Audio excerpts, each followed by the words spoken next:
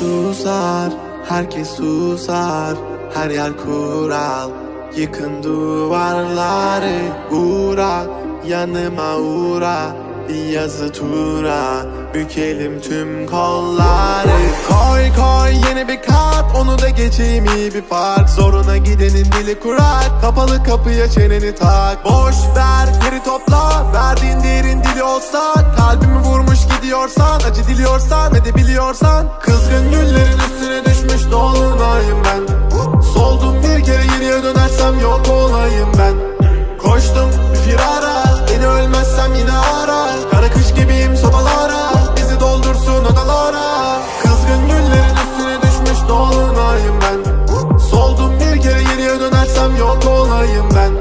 Koştum bir firara, beni ölmezsem yine ara. Kara kış gibiyim sobalara, bizi doldursun odalara.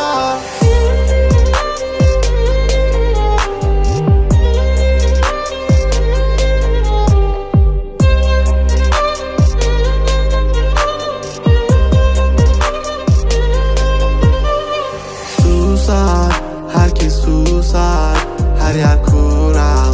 Yıkın duvarları, uğra, yanıma uğra. Bir yazı tura, bükelim tüm kolları. Normale döneceğim, hayatım versin istediğimi. Zorlama düşerim, şeytan duymasın dinlediğimi. Koy baba gitsin fırlavan, zorlama kadere trip atma. Trip atma, trip atma. Normale döneceğim, hayatım versin istediğimi. Zorlama düşerim, şeytan duymasın dinlediğimi.